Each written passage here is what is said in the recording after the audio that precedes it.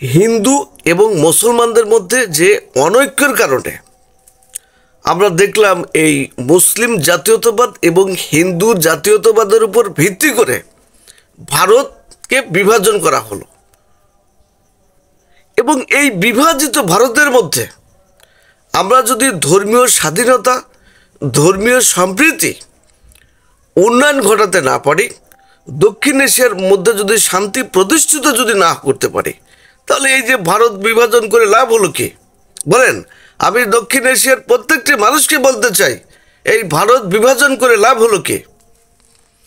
তো কাজে আমরা বলতে চাই, দক্ষিণ এশিয়ার মধ্যে যেসব হিন্দুরা উগ্র এবং মৌলবাদী, এবং বাংলাদেশ এবং পাকিস্তানের মধ্যে বলুন আর ভারতে বলুন, যারা উগ্র এবং আমরা মৌলবাদী যারা মুসলমান রয়েছেন, তাদেরকে আমরা সতর্ক করতে চাই।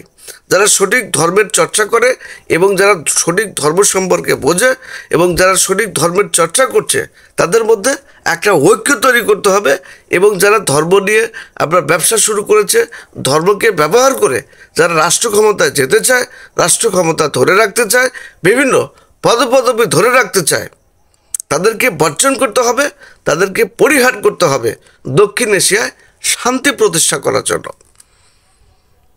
তো কাজে আমরা বলতে চাই, দক্ষিণ এশিয়ায় যারা বুদ্ধিজীবী রয়েছেন, সঠিক ধর্মের চর্চা করছেন, যারা ধর্মকে ব্যবহার করে এই যে দক্ষিণ এশিয়ার মধ্যে অস্থিতিশীল পরিবেশ তৈরি করেছে, তাদের বিরুদ্ধে ঐক্যবদ্ধ হতে হবে। সবাই ভালো থাকবেন। আল্লাহ হাফেজ।